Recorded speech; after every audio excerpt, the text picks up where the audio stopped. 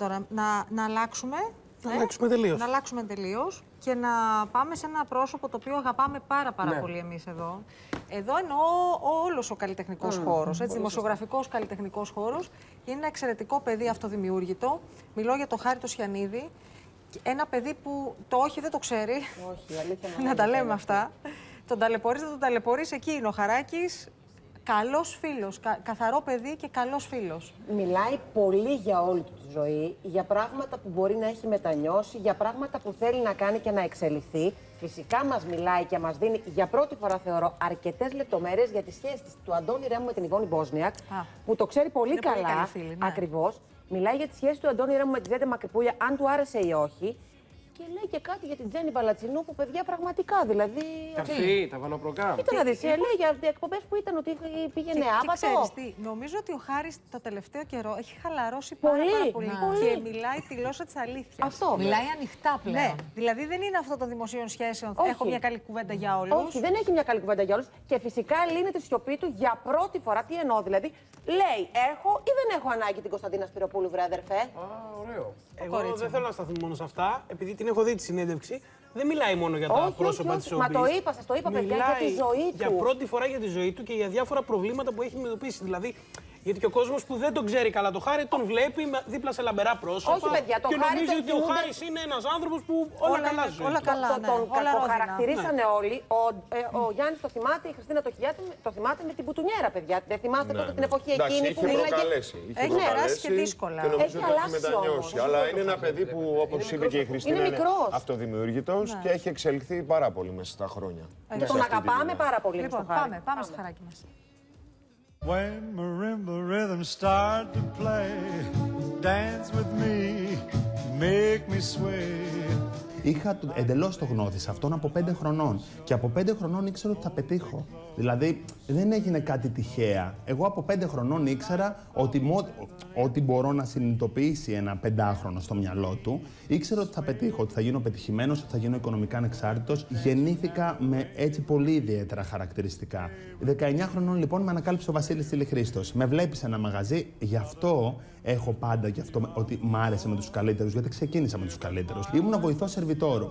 Πήγαινα στους επώνυμους της εποχής και τους πήγαινα φράουλες στα τραπέζια με σαντιγί και τη σαμπάνια αυτή και τους έλεγα τι θέλετε να πιείτε.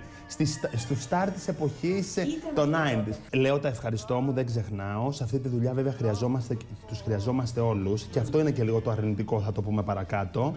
Λέω τα ευχαριστώ μου και λέω πια και τα πράγματα με το όνομά τους όταν νευριάζω. Δηλαδή δεν είμαι εγκλωβισμένος γύρω στο ότι αχ μην το πω αυτό γιατί θα χρειαστώ κάποια στιγμή αυτόν. Όχι, όλους τους έχω ανάγκη και αυτό είναι λίγο και η αναπηρία των δημοσίων σχέσεων και όλου του συναφιού, ότι δυστυχώς σε αυτόν τον τόσο μικρό χώρο πάντα κάποιον θα συναντήσεις, πάντα κάτι θα πεις, όλους τους χρειάζεσαι.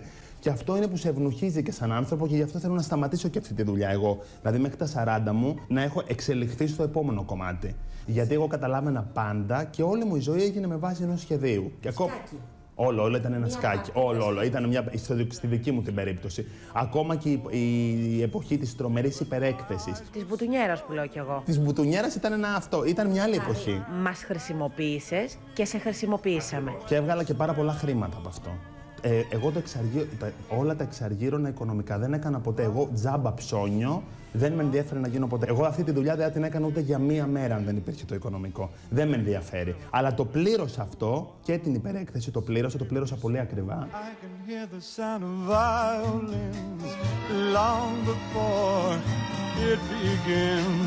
Το πιο δύσκολο που έπρεπε να πεις στους γονείς σου, ποιο ήταν από όλα αυτά που έχεις κάνει? Η ιστορία με ένα προσωπικό πρόβλημα, με μια σχέση που είχα κάνει, την πρώτη φορά που έκανα σχέση στη ζωή μου, που είχα φτάσει στο αμήν, είχα φτάσει και στα πρώτα στάδια του αυτοάνωσου νοσήματος, είχα φτάσει σε ένα σημείο 0. Είναι αυτά τα θέματα που δεν μπορείς να ελέγξεις τον εαυτό σου. Αυτά τα θέματα που δεν πιστεύεις ότι μπορούν να σου συμβούν.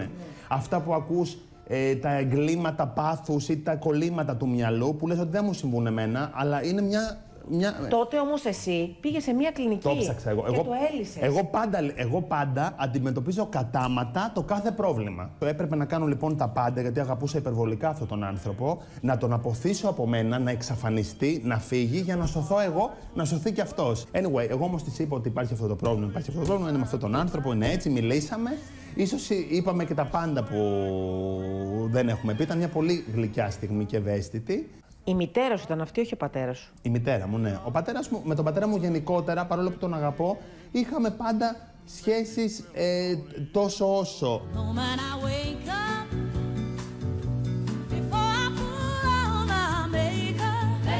Αντώνης Ρέμος. Μου είπες για τον Αντώνη. Ο Αντώνης Ρέμος είναι για μένα η αγάπη μου, ο τέλειος τραγουδιστής.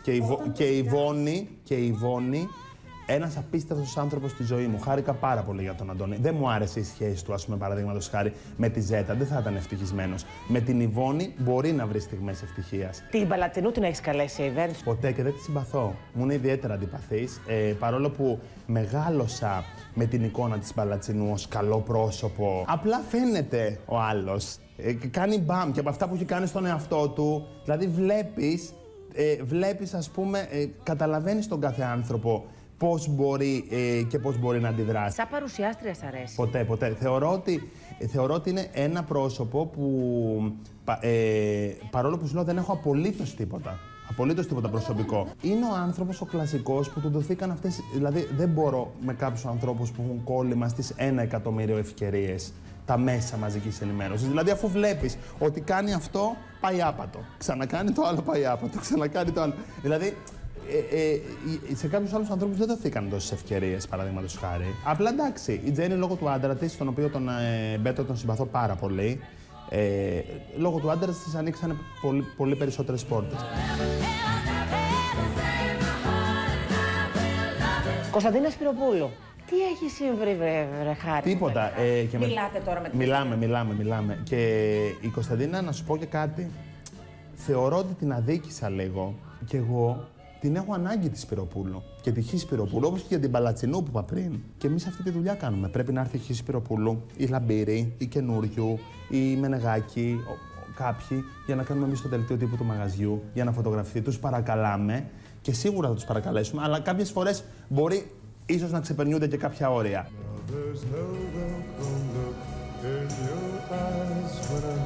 Πώς αντέχεις κόσμο που μπορεί να έρχεται, ας πούμε, ένας παρουσιαστής, να βρίζει τον άλλο παρουσιαστή και στη συνέχεια να μιλάνε και όλα με λιγάλα? Εγώ δεν. Ναι,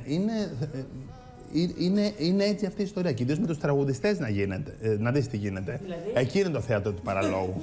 Εκεί δεν υπάρχει. Είναι αυτό το πράγμα που όλοι σκοτώνονται μεταξύ τους. Ναι. Κανείς δεν έχει καλή κουβέντα για τον άλλον. Όταν είναι φωτογράφοι μπροστά, αχ, φίλε μου, τρομερή αυτό. Ιδίως με τις γυναίκες, άστο. Εκεί είναι δηλαδή, ναι. Εκεί σκίζει τα πτυχία σου. Αν έδινες ένα τίτλο στη ζωή σου ως τώρα, τι τίτλο θα έδινες? Μια ωραία ζωή. Απλά.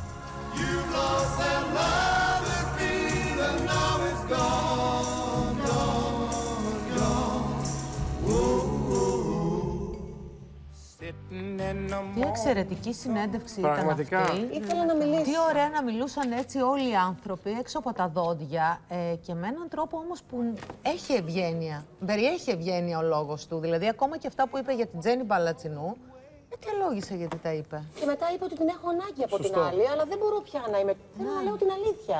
Εμένα μου άρεσε πάρα πολύ. Ήταν άλλος Χάρης, παιδιά. Πολύ ειλικρινής. Είχα καιρό να του κάνω εγώ συνέντευξη, μάλλον, αλλά τα είπε όλα και για τον εαυτό του είπε. Δεν είπε μόνο για τους άλλους. Εμένα μου έκανε τον εαυτό του. Ένας άνθρωπος που η καριέρα του επαγγελματική βασίστηκε σε αυτό που λέμε lifestyle, που ομολογεί κοινικά και τον τιμά ότι εγώ, αν δεν πληρωνόμουν, δεν έκανα τίποτα από αυτά. Δηλαδή δεν είχα την ανάγκη να γίνω ψώνιο. Τσάμπα ψώνιο, όπως Τσάμπα ψώνιο. Και αυτή τη στιγμή αποδομεί εισαγωγικά όλο αυτό και βγάζει όλη αυτή τη λάμψη που μπορεί να θαυμάζει ο κόσμος όσους είναι μέσα στο lifestyle και στο showbiz. Λίγο το απομυθοποίησε όλο το πολύ πράγμα. θα έλεγα. Όχι λίγο, πολύ. Δηλαδή, βλέπεις, σου λέει ότι εγώ στα 40 μου θέλω αυτό να το αφήσω, να κάνω κάτι άλλο. Και είμαι σίγουρη ότι έχει σκεφτεί και ποιο θα είναι αυτό το άλλο. Το έχει δρομολογήσει. Ναι. Είναι πολύ μεθοδικός, πιο ισορροπημένος από ποτέ, θα έλεγα. Ναι, και αυτό που με εντυπωσίασε και του το είπα όταν μπήκα στο γραφείο του και είδα τη φωτογραφία πίσω της μαμάς του, θεωρώ ότι όλα διορθώνονται. Και ένα παραστράτημα να έχει κάνει όταν η οικογένεια είναι δίπλα σου και είναι Είναι πίσω. πολύ δεμένος. Η μητέρα του το βοήθησε πάρα πολύ στα Σ' άρεσε δύσκολα. πάρα πολύ αυτή η συνέντευξη. Στην κυρία Μπαλατσινού δεν πρέπει να άρεσε καθόλου.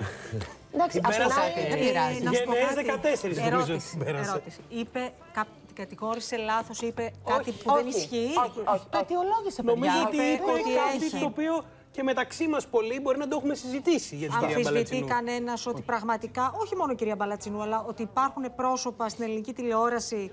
Το έχουμε πει επανειλημμένως, δεν έχουμε αναφερθεί συγκεκριμένα ονομαστικά. Έχουμε φωτογραφίσει ότι πολλοί παραγωγοί, υπεύθυνοι διευθυντές καναλιών, στελέχοι καναλιών έχουν τη δική τους προσωπική ατζέντα. Με 5 ονόματα. Με 5 ονόματα και ό,τι κόνσεπτ σκάσει, πέσει πάνω στο τραπέζι, έχουν αυτά τα 5 ονόματα. Μα είναι τηλεπαιχνίδι, μα είναι talk show, μα είναι πρωινή εκπομπή, μα είναι μαγειρικής. 5 ονόματα και αυτά έχουν. Γιατί είναι το παρεάκι, είναι φίλοι. Είπε ότι έχει κάνει η Τζέννη Παλατσινού πήγε άπατο, σε άλλους δεν δόθηκαν τέτοιες ευκαιρίες. Είπε ότι Είναι επειδή αλήθεια. ήταν η σύζυγος του Πέτρου, η πρώην σύζυγος του Πέτρου, τους ανοίξανε πόρτες και είχε πολύ δίκιο. Και στη συνέχεια ότι δεν έχει καλέσει ποτέ την Τζέννη Παλατσινού σε event. Δεν τη συμπαθώ, μου λέει δεν θέλω να την καλέσω, ρε αδερφέ. Από την άλλη όμως, όταν μιλάμε, μου λέει κοιτάξτε, την έχω ανάγκη την Παλατσινού, αλλά δεν μπορώ πια να λέω ψέματα. Θα λέω τη δικιά μου αλήθεια. Μα αυτό είναι το εξαιρετικό στο Χάρη πια. Ότι είναι αυτό, δεν μπορώ να λέω πια άλλο ψέματα. Ενώ είναι ακόμα σε αυτή τη δουλειά που συναλλάσσετε με όλους αυτούς τους ανθρώπους. Είναι τους καλύτερους. Έχει ανασχετήσει πολλούς από αυτούς. Ναι, αλλά κι όμως και σε πληροφορώ ότι όλοι οι άνθρωποι που είναι κοντά στο Χάρη δεν τον αλλάζουν με τίποτα.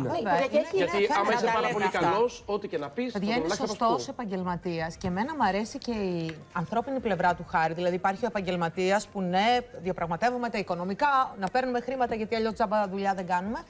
Αλλά βλέπω, ας πούμε, στις αναρτήσεις του θα ανεβάσει φωτογραφίες με τις τυχές του στην κουζίνα της μαμάς. Δεν λέει, χαλάει η εικόνα η λαμπερή του lifestyle. Όχι, εκεί στην κουζίνα της μαμάς με το ταψάκι. Και επίσης έχω την αίσθηση, χωρίς να το γνωρίζω πολύ καλά προσωπικά, ότι είναι και εξαιρετικός φίλος. Γιατί εγώ θυμάμαι και τη στάση που κράτησε στην Ιωάννα Λίλη και τη στάση, ειδικά εκεί, στο πρόβλημα της γογός. Που δεν μίλαγε ποτέ. Τον παίρναμε όλοι οι δημοσιογράφοι τηλέφωνο για να μάθουμε και μας έλεγε παιδιά, δεν θα μιλήσω. Είναι φίλος-φίλος. Η Γογό η Μαστροκώστα είναι και η πρώτη επώνυμη που ήταν δίπλα του. Και είναι και πολύ φίλη του, έτσι. Ναι, τον έχει βοηθήσει πολύ, αλλά και ο Χάρης έχει βοηθήσει Αμοιβαία, την παιδιά, Γογό. αμοιβαία. Και ο Αντώνης Ρέμος και η Δέσποινα Βανδύ, μιλάμε τώρα για πολύ. Κοίταξε τώρα πόσο ειλικρινής τοποθέτηση. Λέει με τη Ζέτα δεν θα ήταν ευτυχισμένος. Ναι. Πρόσεξε, με την Ιβόνη θα έχει στιγμές ευτυχίας. Δηλαδή, προσέχει πολύ καλά τι λέει. Θα υπάρξουν στιγμές ευτυχίας. Και επίσης Μάλλον δεν πιστεύει στην απόλυτη ευτυχία. Προφανώς.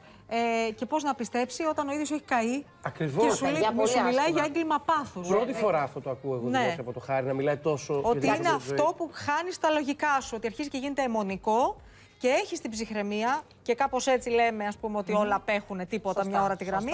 Έχει την ψυχραιμία να το διαχειριστεί τη στιγμή που καταλαβαίνει ότι θα χάσει στο παρατσάκι, θα χάσει τον έλεγχο. Ζήτησε βοήθεια, το είπε στη μητέρα του, στην οικογένειά του και από εκεί και πέρα τον καθοδήγησαν πώς να το λύσει. Αλλά και εγώ, παιδιά, όταν μου ήξερα από πιο παλιά ότι το έχω ακούσει αυτό το πράγμα. Ναι. Όταν μου είπε όμως ότι κάπως έτσι γίνονται τα εγκλήματα πάθους, τρόμαξα, δεν το ήξερα τόσο πολύ. Και είπε ότι όλο αυτό που πέρασε είχε εξελιχθεί σε κάτι αυτοάνωσο. Δηλαδή ότι είχε σοβαρό πρόβλημα. Λοιπόν, και νομίζω ότι από εκείνη τη στιγμή και μετά. Ευχόμαστε η ωραία ζωή του Χάρη, όπως είπε. Ωραίος τίτλος όμως, Και καλή επιτυχία σε ό,τι κάνει και στην εταιρεία του Beautiful People. Και να μας καλεί, Χάρη μου, ξέρεις, αποκλειστικά να τα έχουμε όλα. Δεν θέλεις άλλους, μόνο εμάς να παίρνεις τηλέφωνο. Μας έχει καλεί σε πόσα event ο άνθρωπος και δεν πάμε. Συγγνώμη, Χάρη, αλλά εμείς είμαστε λίγο. Καταλαβαίνεις. Σκέφτεσαι τη βενζίνη, πώς θα πας μέχρι εκεί. Αυτό, Χάρη μου, η κρίση μας έφαγε. Και επίσης να μας τα λέει και όλα τα event. Γιατί δεν μας τα λέει όλα, να τα λέμε και αυτά. Όλα, Χάρη σε εμάς θα τα λες τώρα μετά από τη συνέντευξη. Έτσι, μπράβο τα γόρια μας.